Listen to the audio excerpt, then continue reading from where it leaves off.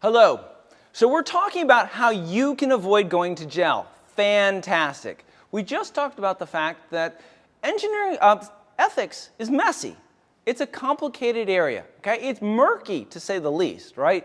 The ability for engineers to make good ethical decisions is a challenge under the best of circumstances.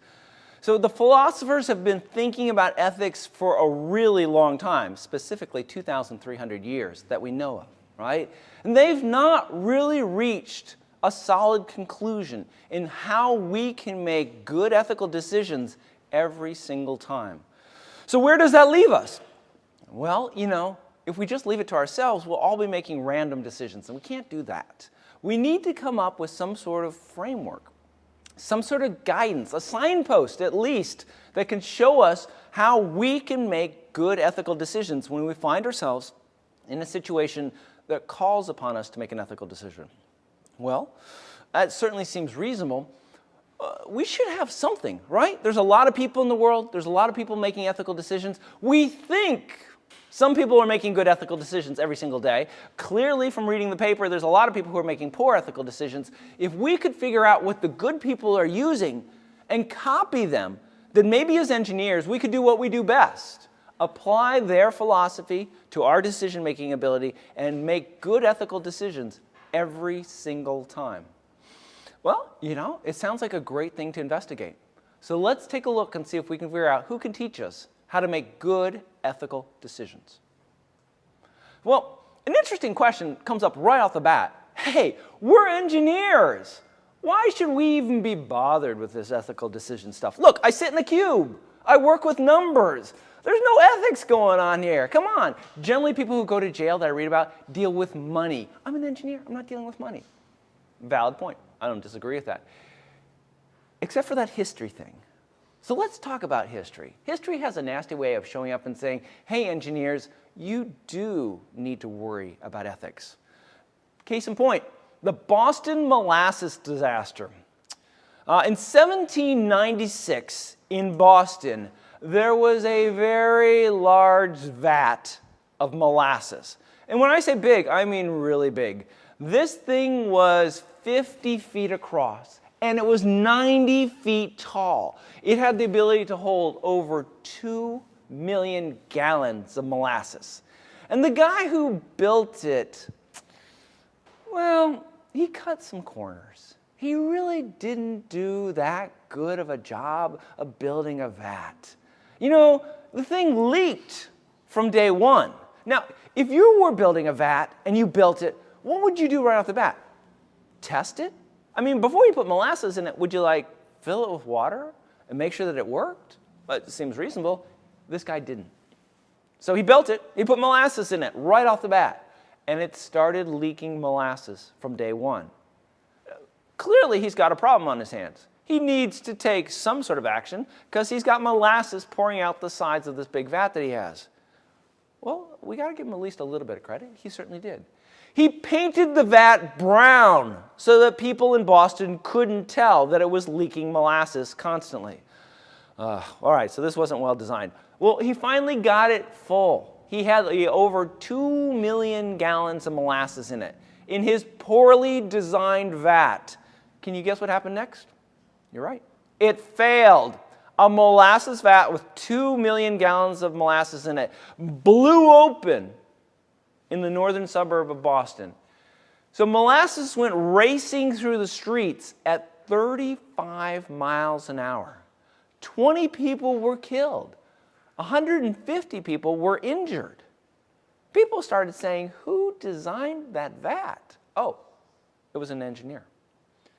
The Ashtabula River Railroad disaster was a bad story. Middle of the winter, 2 engines on a train go over a bridge. It's too much for the bridge. The engines and all the cars on the train plunge into the frozen river. There was 152 people on the train. 92 of the people die. Okay? Tragedy happens all the time. Clearly something went wrong there. There was an investigation afterwards. Guess what they discovered? That particular railroad bridge had been designed by the company's CEO. He disregarded all of the standard design procedures. Oh, but it gets better. That bridge hadn't been inspected in far too long. So whose fault was that? Engineers. All right, so back in the day, people started to not trust things that engineers made. These types of disasters were front-page stories for weeks. So engineers knew that they had a problem. They were losing the confidence of the people who bought and used their products. They had to do something, and so they had to take action. Good news for us, they did. What happened was actually two separate things. The engineering ethics problem was solved by applying two new things. First off, it was decided to license engineers. Hey, professional engineers, this is where it came from, okay? So in the US, this impacts basically independently operating engineers. Engineers who work in industry as part of a large firm, or engineers who work in education, or sometimes for the government, do not have to be licensed. However, if you strike out on your own, if you put a shingle outside, you'd better have a professional engineering license. And that's how people have some confidence that you have a basic level of knowledge that you know what you're doing.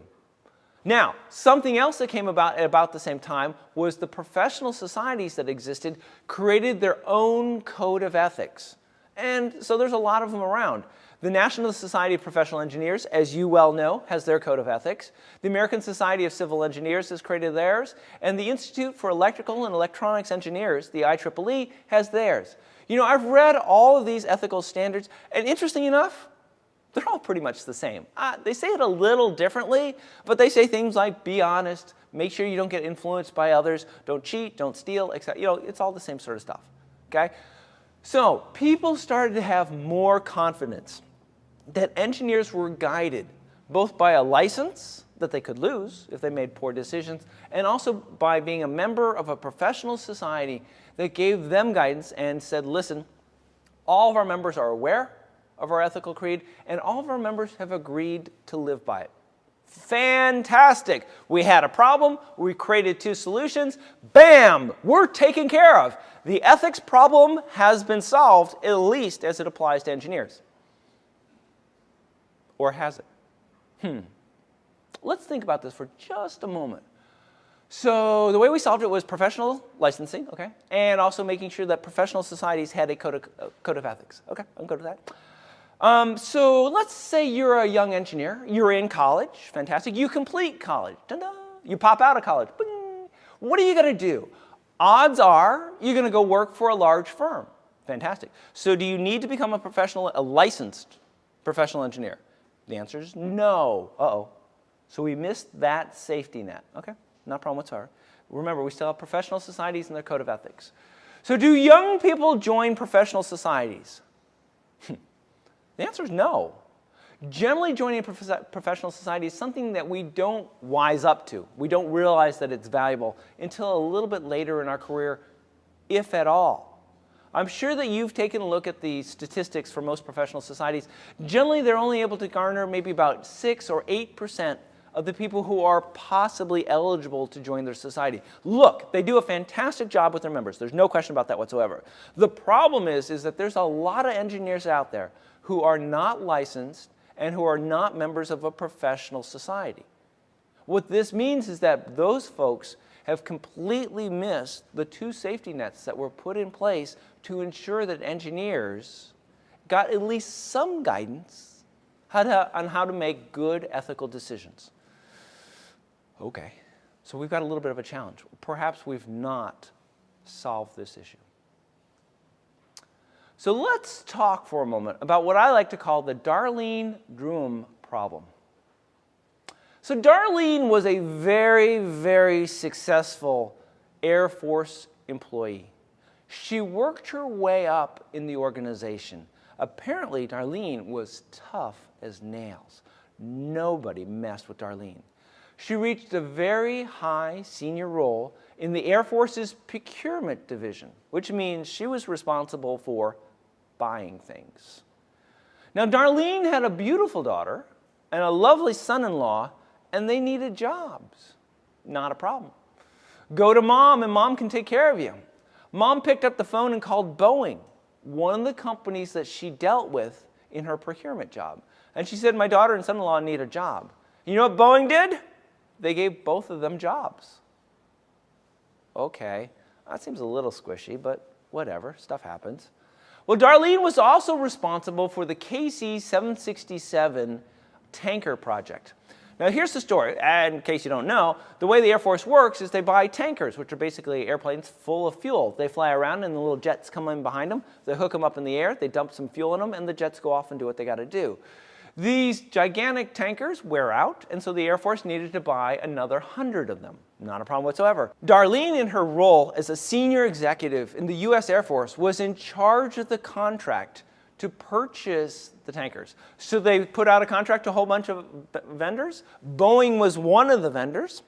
Boeing proposed that the U.S. Air Force lease 100 KC-767 tankers from them at a cost of $370 million per tanker for a total value, contract value of $37 billion.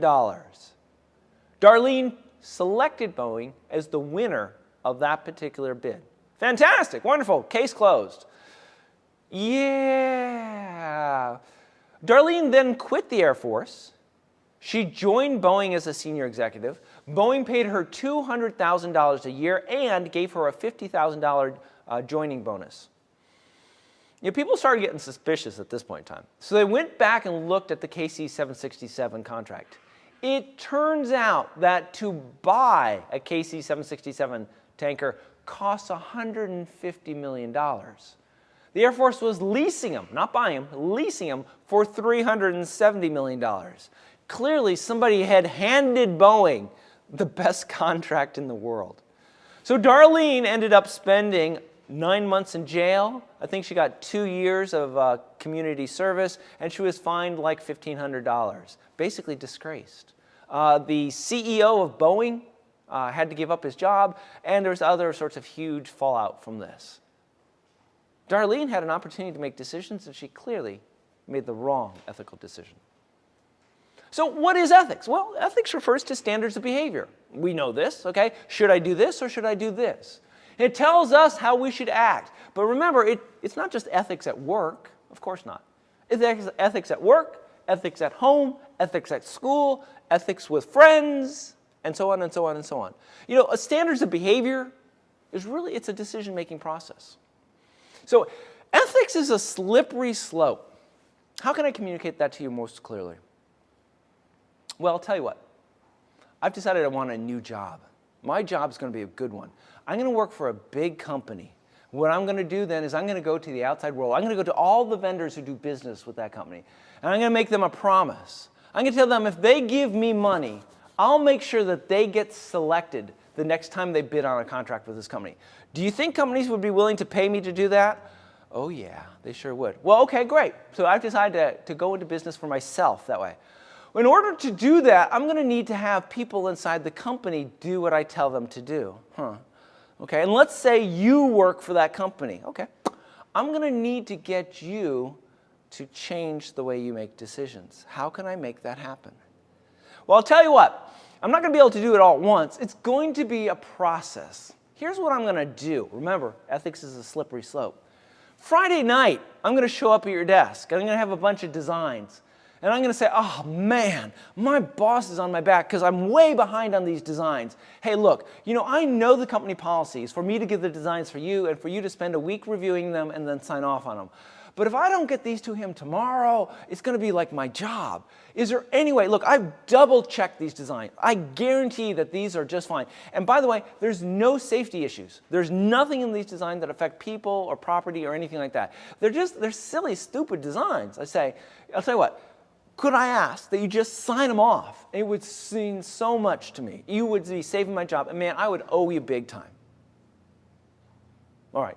If I came and made that request to you, what would you do? Some of you would probably say, no, absolutely not. We will follow the company procedure. Yeah, okay, that's fine. There's some of you. All right, so you're off my list. But I tell you what, some of you are going to say yes. Cool. Now we're on a path. You're starting to go down that slippery slope. You slipped. How about that? So what's going to happen next? You're probably going to be in a situation where you're hiring people, or at least you're part of a panel or a committee that's hiring somebody. And I'm going to come to you and say, hey, I heard that you're involved in hiring some people. Hey, one of the people that you interviewed is my wife's sister's son. Okay, man, I can vouch for you. This kid's great. He's had some challenges in the past, but he's got his act back together. He's rock solid. And look, he knows me, I know him. I will make sure that he does what he's got to do. I'm wondering if you could maybe, if you got to pick somebody, he should be as good as everybody else. If you're willing to pick him, I would be forever grateful to you. And it would make my wife's sister happy. And if that will make my wife happy. If my wife's happy, I'm happy. And this is huge for me. So if you're cool with this, if it doesn't mean that much to you, could you just select this guy? And then we'll all be happy about it. All right? I mean, you already signed off on my design. Maybe you can select this person for me. I appreciate you doing that. That's very kind of you. Got you twice. So where does this take us to? Bam! You're on a procurement committee. You're selecting which vendor the company's supposed to work with. Ding! I'm going to show up. I'm going to say, hey, look, I'm under the impression that you're on this procurement committee. You're worrying about who you should select. My impression, what I've heard back from other people is, look, all these vendors are pretty much the same. There's not that big of a difference between them. Is that, if that's correct, my brother-in-law works for these guys. Ugh, okay. So, I know they do good work. It's your call and stuff like that. But man, they're taking me out to the ball game over the weekend. Would you like to come along? If nothing, I'll give you a chance to meet them. You make whatever decision you want. Not a big deal. But come on with us. It's the playoffs. Come, they got like a box seat or something like that. It's like free food, free beer. Come on, let's go out. Let's hang out with them. We just have a good time and see where it goes. You're going to take me up on my offer? Oh, go ahead. What could possibly happen? If you do, I've got you. You're going to give them the nod. And after you've slipped this far down the slope, is it going to be that hard for you to keep slipping? Absolutely not. I can go back to those people that I said, listen, I can steer any contract that this company's doing your way. You just got to pay me, and guess what? They'll pay me, and I'll steer the contract. I've got a great side business going on here, and you're a critical part of it. Thank you so much. I appreciate you compromising your ethical decision-making for me. See how it can happen? You're not looking for it. You don't have any defenses against it, and it sneaks up in the form of me. So maybe you just shouldn't associate with me. Well, yeah, first off, that's correct. But there's a lot of me out there, so you've got to be careful. So, look, if we had some sort of rule book, something that we could follow that told us what's good and what's bad, then we wouldn't have to do so much thinking, would we? We could just look in the rule book and say, I've got an ethical decision to make. What does the rule book say? Bam! That's what I should do. All right? Let's see if we can find that rule book, right? So what's our first choice? Well, isn't ethics like feeling stuff? Shouldn't my gut tell me if something is right or wrong? Sure seems like that. I mean, right? Don't people just go, that's wrong. I'm not going to do it. Okay, that's fine. One possibility. How about religion? My goodness. There's a lot of religions out there. One of them has to be right? There's books and procedures and temples and churches and there's people who do nothing but religion for their occupation. They have got to have a set of rules. If we could figure out who has the right rules, we could follow it. I mean, I don't care what religion it is, and that's fantastic. We're solved. Okay, that is great. Well, okay, that's one possibility, but I'm not really that religious. Okay, not a problem whatsoever. How about if we just say being ethical is doing what the law requires? In this country, we've got 200 years of laws. You would think that they've worked everything out by now, right? So just look up what the law says in regards to the situation, follow the law. Hey, you're not going to jail, right? Everything's cool. You got it taken care of. Rock and roll. I guess the fourth option in this one is, look, sometimes laws are lagging or laws are a bit off or whatever. I'm not sure about religion, all this sort of stuff. Stop. I'm going to look at what society says. What are my neighbors saying? What are the people in my town saying? What do people in this country say? If all these people were whispering in my ear, what would they tell me to do? I'm going to do what society says is right. Rock and roll. That's fantastic. Well, these are good. I would like to caution you. There's companies out there, WorldCom, Enron, Anderson Consulting. They had access to all these things, and those companies are gone these days because of poor decision. Let's see if we can figure out if we can apply any of these sets of rules to where we're at. So let's talk about that gut feeling thing. Using our feelings, our gut, to make good ethical decisions. And it seems like we should be able to do this, right? Ethics and feelings are sort of the same things after all, right? You'd think so. But then, of course, there's the case of Jared Lee Lochner. Who's Jared? Well, okay. Jared's the crazy guy who a few years ago out in Arizona showed up at a political rally by Gabrielle Giffords and opened fire. He attempted to kill, if I recall correctly, 9 people. He killed like 6 people. He shot Representative Giffords in the head. She went to the hospital for a long time. I think she's back. She might even be still a representative. I can't remember. Why? What? No. I thought we had determined that shooting people was a bad thing to do. And the answer is yes. Shooting people is a very bad thing to do. However, Jared decided that women should not be in a position of power.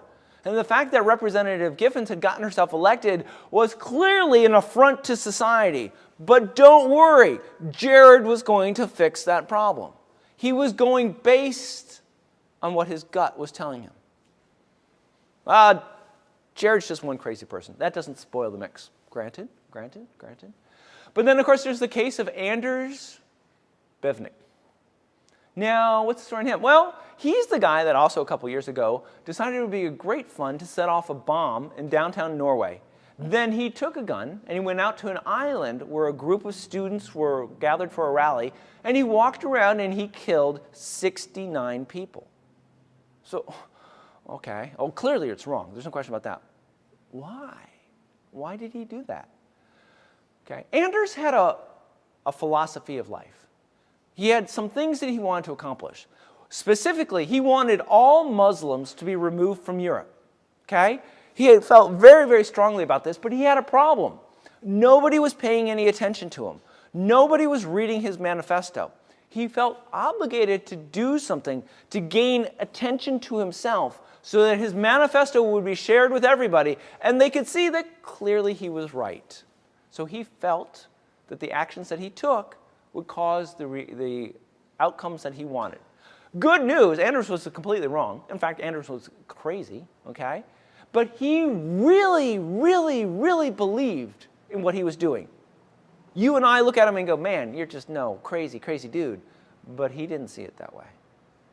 So both Jared and Anders probably thought they were making good ethical decisions, okay? The problem is that their feelings frequently deviate from what you and I would agree are good ethical decisions. So it's pretty clear that we can't rely on our feelings to make the right decisions when it comes to matters of ethics. Okay. What that means is we're going to have to find something else, right? What do we got going for us? How about religion? Religion, in most cases, has been around for a really long time. You know, people feel very, very strongly about their religion. And, good news, religion can also set a high ethical standard and define what correct behavior is. And, depending on the religion, they can provide some serious motivation to be a good person. Whatever the benefits are, if you're a good person, you get the benefits. If you're not a good person, you don't get the benefits. Pretty simple stuff. Well, okay, and I'm on board with that. I mean, in fact, if religion was the answer, we should all sign up for some religion, whatever religion you want. I'll tell you what, though, when I go home at night and I turn on the TV, it shows me stuff from the Middle East. It shows me people fighting very intensely. Good news, everybody's got a religion. Bad news, their religion seems to indicate that they should be doing what they're doing, but it seems to be against what these other people whose religion tells them they should do what they should do. They don't seem to be seeing eye to eye. Apparently what we're missing, surprise, is one unifying religion that everybody can sign up to that tells us exactly what to do. Don't got that. So what it means is that we really can't confine our ethical decision-making to any one particular religion. It can help, let there be no question. It can promise us some sort of fantastic reward if we're a good person. But I don't think it's going to give us the specifics, the details, the things that we need to understand on a day-to-day basis in order to make really, really good ethical decisions. Hey, still, subscribe is probably a very good thing and all that stuff like that, but you can't rely on it to help you make better ethical decisions. Well, so if gut isn't going to work for us, and religion isn't going to help us get to where we want to, what's left? Well, the law. Fantastic. Look, I live in a society, my actions are governed by the law, it sure seems like I should be able to go to the law and say, listen, what can I do and what can I do? And as long as I do that, I'll be making good ethical decisions. And you'd be along there pretty well. The problem is that laws sometimes don't keep up with us. Case in point, in the 1940s and 50s in the US South, the Jim Crow laws that said that blacks were equal but separate. Today we look at those and we go, no way, those were horrible laws. Well, yeah, that's true, no question about that. But back in the day, it was the law. All right? What else is there? Well, there was apartheid in South Africa. Once again, it was a division of people just because. You and I look at it and we go, well, that was clearly wrong. If you were living in South Africa, you saw the world through the laws. They governed your life. It wasn't wrong. It was just the way things were. So yes, the law can provide a good marker, a good guidepost. And by the way, if you break the law, you will go to jail. But we can't always rely on the law to help us get to where we're going to get. Should we do what society tells us to do? If I look around to what my peers and my friends and my family are doing, if I do what they do, am I going to be on the straight and narrow? I'd hope so, but that's not always the case. Germany in the 1940s went crazy. They did stupid, really bad things. If you looked at your neighbors and did what they did, you did stupid things. In our modern times, we're faced with challenges that society hasn't made up its mind about. Abortion, we're split right down the middle on that one. Death penalty, yes and no. What's the right answer? Nobody knows. How about euthanasia? Oh my gosh. There's a cocktail party for you, right? Let's come and talk about those topics. Those are incredibly diversive topics. We don't have a good answer for any of these. So look, you and I care deeply what everybody thinks about us. Even if you don't say it, you do actually care about it. However, the challenge that we're faced with is the fact that society doesn't always make really good decisions. Instead, what has to happen is we, as engineers, need to acknowledge that we are part of society. We need to acknowledge that our decisions will have an impact on society. There's no question about that whatsoever. However, we can't rely on the way society views the world to guide our ethical decisions, because there's a possibility that society might not have it right. All right, we can live with that. So here's a quick ethics case study for you. A job offer. So say you came out of school. It's a tight market. Well, it is a tight market. It's hard to find jobs. You apply to a whole bunch of companies. One company gets back to you and says, hey, here's a job. It's not the perfect job for you. But man, it's not clear that you're going to get any other jobs. So you go ahead and you accept it. Fine. End of story. That was a simple case study. Wait. There's more. Company B shows up. They present you with a job, and this is the perfect job for you. Wait a minute, but you already accepted A. What do you do? Do you write to A and say, I've changed my mind, and accept B? Do you write to B and say, I already accepted with A, so I can't? What's the right thing to do here? More importantly, what's the ethical thing to do here? Would A care? I mean, there's an impact issue, right? Would B care? Would you care? What's best for you? I mean, you are part of the decision, right? This is the kind of messy situation that engineers can find themselves in. It's tricky stuff. So let's talk about ethics in you. So Hank Morris had arguably about the perfect job in the world. He was the fund manager for the New York State Pension Fund. So everybody in New York pays into the retirement funds. Hank was in charge of managing it.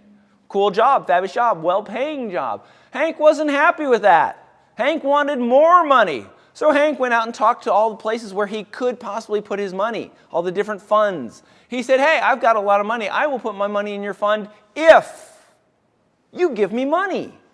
And they did. They gave him a lot of money. And it was a really good business until he got caught, because that's illegal to do that.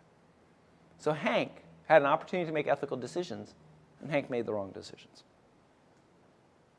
Identifying ethical standards is hard, and there's two reasons for that.